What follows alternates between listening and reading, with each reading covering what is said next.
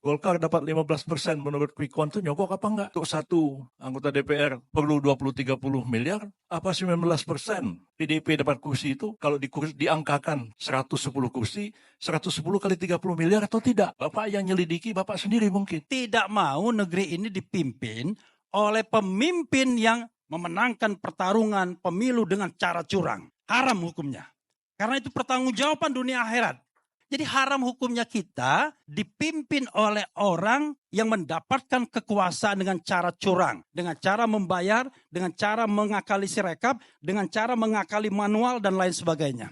Karena itu, kalau kita melawan hari ini adalah perlawanan konstitusional. Bukan perlawanan inkonstitusional. Kita tidak melawan orang. Kita melawan sebuah fenomena, kecurangan, ketidakadilan, ketidakbenaran, dan hal-hal yang merusak demokrasi kita. Karena kita tidak ingin negara ini menjadi negara otoriter kembali. Kita tidak ingin negara ini seperti negara Orde Baru. Karena itulah kita butuh perlawanan agar demokrasi kita tetap tegak.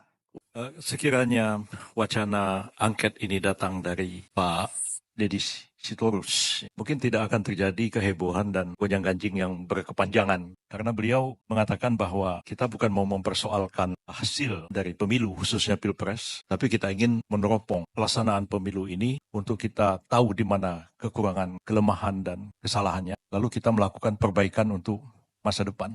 Saya kira kalau seperti itu, kita semua menyambut gembira. Walaupun tentu ada tanda tanya juga. Sebab panitia angket itu sendiri dibentuk oleh DPR. Dan anggota panitia angket itu adalah prasi-prasi DPR itu sendiri. Dan kalau kita memang mau menyelidiki pelaksanaan pemilu ini, betul-betul jujur, adil, seperti amanat konstitusi, tidak curang, tidak suap menyuap, tidak sogok menyogok, itu dilakukan pasti secara menyeluruh. Tidak hanya Pilpres, karena pemilu kita ini serentak. Pilpres, kemudian DPR, DPR Provinsi, DPRD Kabupaten Kota, DPD. Dan tadi Pak Deddy Sitorus mengatakan, semua ini uang untuk jadi anggota DPR pusat aja 20-30 miliar, kabupaten mungkin 45 miliar. Jadi panitia angket DPR yang terdiri atas partai-partai itu, yang malam ini ada 3 orang tokoh, ada Pak Pipin dari PKS, ada Pak Deddy dari PDIP, Pak Maman dari Golkar, mereka juga akan menyelidiki dirinya. PDIP dapat 19% itu nyogok apa enggak? PKS dapat 70% itu nyogok apa enggak? Golkar dapat 15% menurut quick count itu nyogok apa enggak? Kalau tadi dibilang untuk satu anggota DPR perlu 20-30 miliar, apa 19% PDIP dapat kursi itu kalau diangkakan 110 kursi, 110 kali 30 miliar atau tidak? Bapak yang nyelidiki, Bapak sendiri mungkin. Pak Maman akan nyelidiki dirinya sendiri. Lalu apa orang mengatakan, ini cuma dagelan aja ini angket ini. Saya sebagai ketua partai PBB yang gak kebagian kursi, ya saya senang aja nonton. Oh, rupanya bapak-bapak ini dapat 19% nih, keluarnya 30 miliar satu orang. Ya PBB gak dapat kursi, ya gak satu perak pun keluar uang. Berarti ya kami partai yang paling jujur di Republik ini. Dibandingkan 3 yang hadir malam ini, Golkar, PDIP, PKS. Cuman karena angket ini digulirkan oleh Pak Ganjar, tidak didukung oleh Pak Mahfud, tapi disambut baik oleh Pak Anies. Dan fokusnya itu adalah kepada Pilpres. Lalu timbullah wacana. Saya ditanya, bisa nggak diadakan angket kecurangan pemilu? Saya bilang yang mau diangket siapa? Karena pasal 20A UUD 45 itu mengatakan bahwa angket itu adalah hak yang diberikan kepada DPR dalam konteks melakukan pengawasan terhadap pemerintah. Terus mau diangket KPU, KPU bilang, loh kami kan bukan pemerintah. Pasal 22E menjadi debat juga apakah KPU itu bisa menjadi subjek pelaksanaan hak angket atau tidak. Itu debat konstitusional juga. Kedua, hak angket ini karena digulirkan oleh Pak Ganjar, kembanglah wacana. Ini bukan cuma sekedar angket. Karena kita tahu bahwa kalau Pak angket atau interpelasi dilakukan, ujung-ujungnya kan bisa muncul pernyataan pendapat. Di samping rekomendasi. Nah, yang mengatakan pernyataan pendapatnya itu ujung-ujungnya pemakzulan.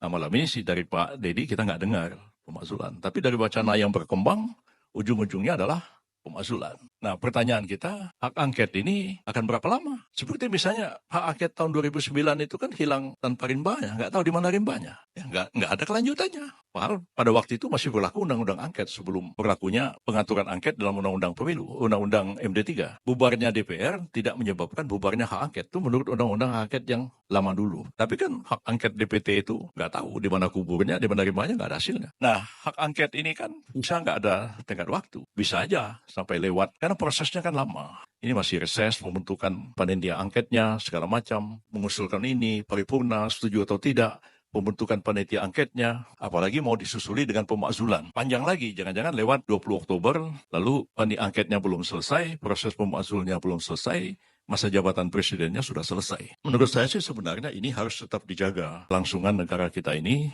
Tanggal 20 Oktober itu suka atau nggak suka, ya presiden baru harus dilantik. Kalau tidak akan terjadi kevakuman kekuasaan yang tidak menguntungkan siapapun di negara kita ini. Sebab presiden habis masa jabatannya, menteri bubar, triumvirat bubar, yang ada tinggal Panglima TNI dan Kapolri, nggak tergantung pada masa jabatan presiden. Ya hanya di tangan mereka lah kekuasaan negara ini dalam situasi vakum. Nah itu yang saya kira harus kita pikirkan dalam-dalam tentang penggunaan dari hak angket itu sendiri.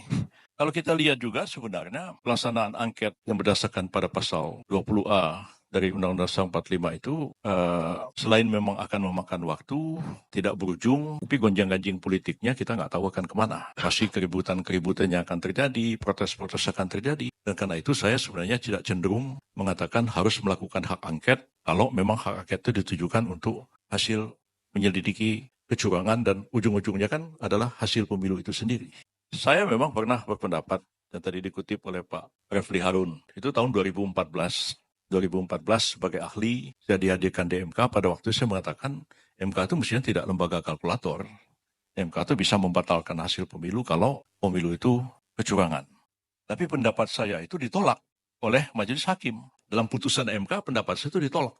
Dan kalau pendapat itu sudah ditolak oleh majelis hakim, pendapat itu nggak bisa dijadikan argumen lagi di pengadilan. Kalau menjadi pendapat akademik di kampus, ya boleh aja. Jadi secara hukum, dia nggak bisa dipakai lagi. Sekarang ini kan sudah Undang-Undang 7 tahun 2017 tentang pemilu. Yang aturan-aturannya itu sudah berubah dari tahun 2014. Jadi siapa yang berwenang melakukan pengawasan, sudah ada Panwas, sudah ada Bawaslu. Kalau terjadi pelanggaran hukum, sudah ada Gakumdu. Kalau perselisihan, ujung-ujungnya baru ke MK. Jadi bukan berarti pendapat saya itu berubah tanpa dasarnya. Ada karena undang-undangnya berubah, ya pendapat saya berubah juga. Konteksnya 2014 saya nggak bisa lagi argumen itu dipakai sebagai argumen di pengadilan karena sudah ditolak oleh Mahkamah Konstitusi. Nah jadi bagi saya sebenarnya kalaulah ada anggapan bahwa pemilu ini terjadi kecurangan yang didalilkan itu TMS begitu ya silakan saja TMS itu dibawa ke Mahkamah Konstitusi itu dibuktikan. Walaupun memang kita mengetahui bahwa sistem pembuktian kita itu juga tidak mudah di Mahkamah Konstitusi. Karena kan hanya 1 minggu sesudah diumumkan tanggal 20 Maret nanti sudah harus mengajukan permohonan ke MK oleh pihak yang menolak hasil akhir yang diumumkan KPU itu sebagai objek sengketanya. Dan kemudian ya MK juga ada batas waktunya untuk memutuskan perkara itu. Apakah sekarang ini panitia angket itu bisa diandalkan untuk menyelidiki di mana kesalahan, di mana kekurangan, di mana ketidakbaikannya, dan untuk direkomendasikan untuk masa yang akan datang? Saya sendiri nggak yakin panitia angket itu akan mampu melakukan itu. Karena semua punya kepentingan. Ya, partai-partai punya kepentingan di situ. Mau menyelidiki kekurangan kelemahannya dan juga mau melindungi kesalahan-kesalahan kepentingannya sendiri. Apa nggak lebih baik diserahkan aja? LIPI misalnya sudah pernah membuat satu kajian terhadap pelaksanaan pemilu. Kalau sekarang mereka diserahkan kepada BRIN atau dibentuk satu tim yang terdiri dari para akademisi untuk menyelidiki betul-betul sistem pemilu kita ini yang seperti apa yang idealnya. Kami kan sebenarnya dari tahun 98 sebelum pemilu 99 sudah menghendaki pemilu kita itu dengan sistem distrik sebenarnya. Cuman saya sama Pak Arya saja yang ngotot begitu, yang lain nggak ada yang setuju. Sekarang ini dengan sistem proporsional terbuka seperti sekarang kan sudah kita lihat hasilnya. Dan dari pemilu ke pemilu, ya cara kita menghitung hasil coblosan itu sangat lama, sangat panjang.